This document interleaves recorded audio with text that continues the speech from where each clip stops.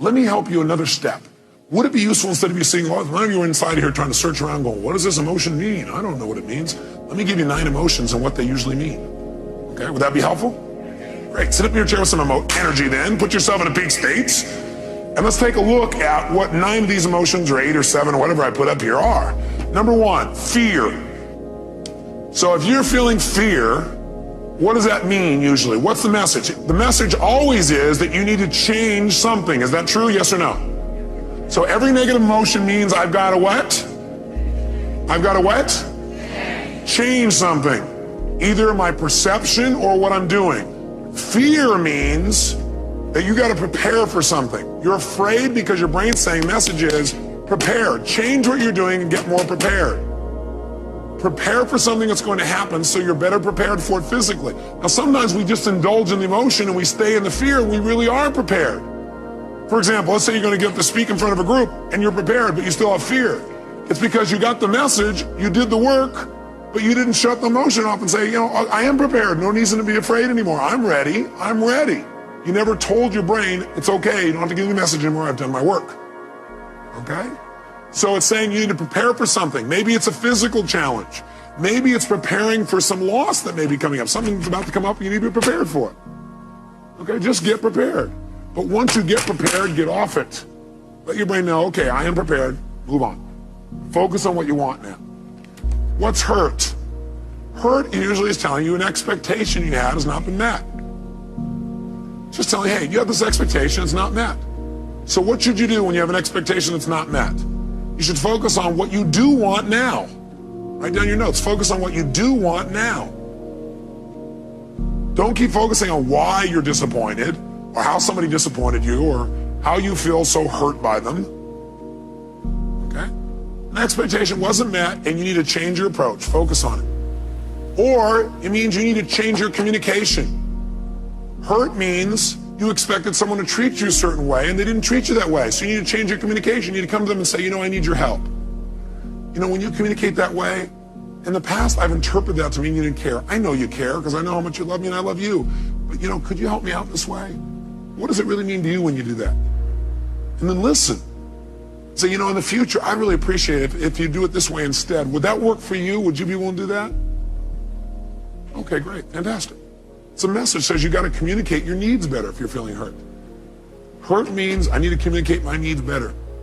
Or hurt also means I need to meet someone else's needs. So you feel hurt because you didn't meet their needs. That's why they didn't meet yours. Either you're not meeting their needs or you're not communicating how to have your needs be met. Or you have an expectation, you need to move on. This is not going to work out, so focus on what will. Third, anger. Anger is a message that says you have a major rule that's been violated. When you're angry, you have a rule that's been violated. We all have rules about how things must be and how they should be. And boy, some rules, if somebody violates some of our rules, man, we really get angry, don't we? By the way, you may also be angry because you violated your own rules. Is that true? Yeah, you're not doing what you believe you must do, and you get angry with yourself. Sometimes we get angry with ourselves, we spread that out towards somebody else, find somebody to lay blame on.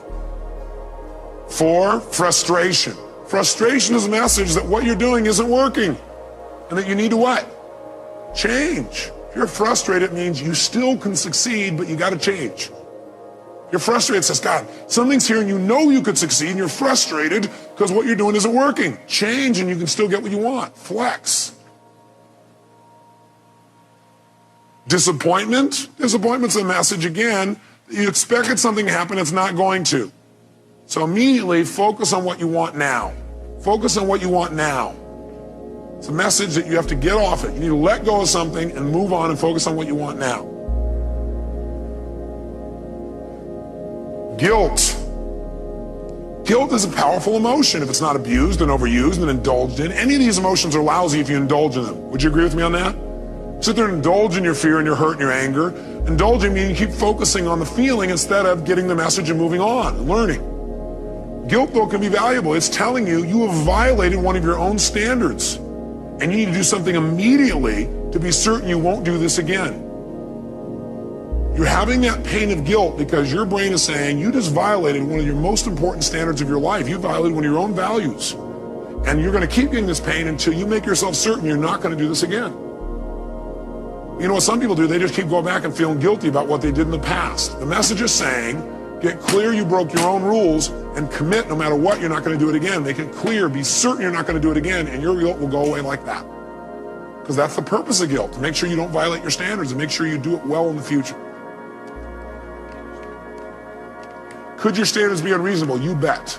7, if you feel overwhelmed, helpless, or depressed. Overwhelmed, helpless, or depressed, that's a message. And the message that your brain is giving you is you're overchunked. What people usually say is, oh man, there's too much, I gotta change everything in my life. You can't change everything in your life at one time. Do it a step at a time. Where do you start? Where you are. Sit down and reprioritize. Overwhelmed or depressed says, sit down and prioritize. That is, just write a list of what's most important for you to do. What could you do right away to start feeling better? What could I do right away to start feeling better? What could I do to take control right away? It won't solve it all. What could you do? Make a list in order. And then go do the first one. Take action. This is saying, overwhelmed is saying, you got to stop trying to do everything at once. You need to make a list of what you need to do and do one thing well. As soon as you do that one thing well, you'll feel like you're in control of your life. You keep one commitment to yourself, and all of a sudden you feel good again. You start feeling like you're in control. You don't feel depressed anymore. How many buy this theory? I tell you, if you do it, it'll work. Feeling alone. All that is a message that you need to connect with people. You need to change the way you're doing it. Right now, you're perceiving you're alone. Change what your perception is.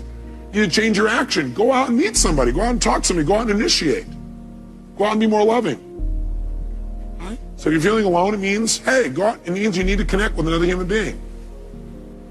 And 9, if you feel inadequate, that's a message that you need to change your standards because you're being unfair to yourself, or get committed in mastering this area. Change your standards. Some people, they feel inadequate unless they're perfect at something the day they start it.